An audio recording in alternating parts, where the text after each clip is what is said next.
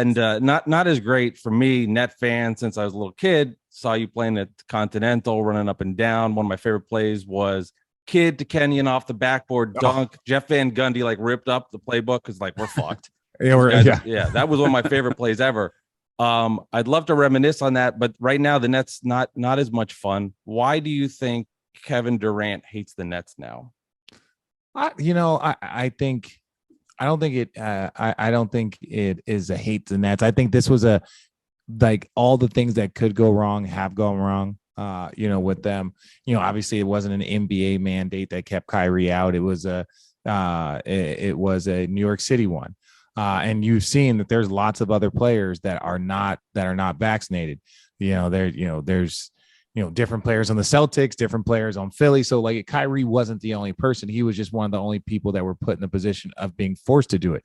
Shoot, Andrew Wiggins was close.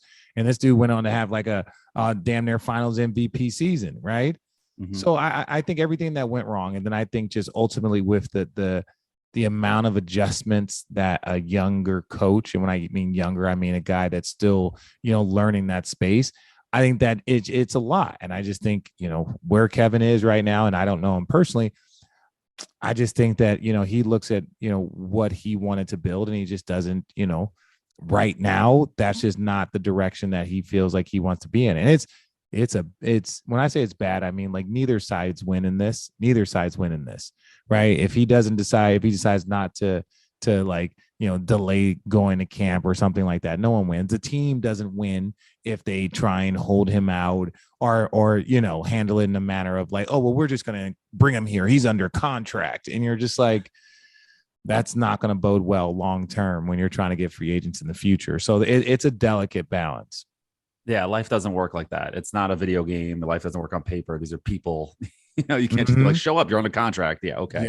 Yeah. And speaking of other people like that, is Kyrie. He kind of shopped himself, didn't find the right situation, opted in. What do you think happens with him coming this season?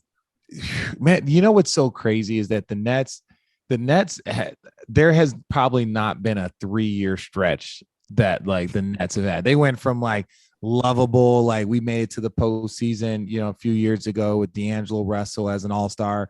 He had a bit of a resurgence to having Kyrie, KD, and James Harden and LaMarcus Aldridge, Blake Griffin all on the same floor 2 years later, right? Like that's just mind-blowing. And it looks like it's all going back to the way it was before.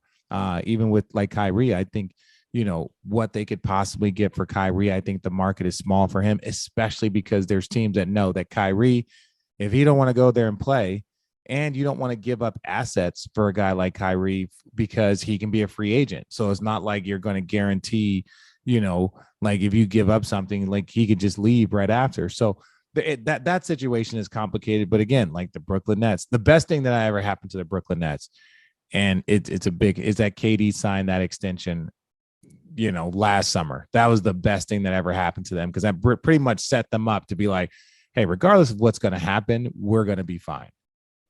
Yeah, it's wild too, signing that 4-year deal, coming back, and as a Net fan, so excited and so like fired up. And I don't know, I don't have a problem. I guess I don't have a problem with somebody saying like I want to bolt. He signed a 4-year contract and he wants to get out of there. Like I'm personally depressed because he's one of the top 15 players of all time. And to me, I'm like, this is sad. Like I want to see a championship, but I don't really, from like a personal business level, I weirdly can't get upset with someone that's like, I don't like it here anymore. I've earned this right because I'm that good that I can now get out of here and force my hand. I actually don't have a problem with that.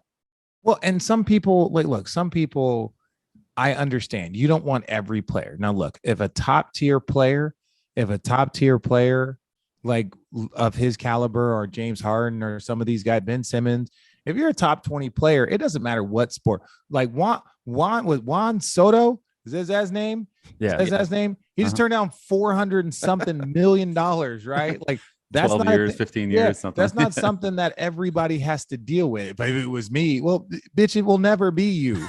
So like, so I say that to say that there's a few players that can put themselves in this position. You don't hear a lot of mid-level exception guys. You don't hear a lot of minimum salary guys. You don't hear a lot of like, fringe below all-star guys saying, I want out. No, you hear top tier players that feel like if they're going to be the focal point of something, they want to be the focal point of a situation that they want to be in. And look, what are you going to do about it? Yeah. It's also crazy. Do you think that there really was a lot of internal, I don't know how to say this, like internal, like fighting between Kyrie Durant and the organization to the point where they got here, you know? Or do you think that's a little overblown?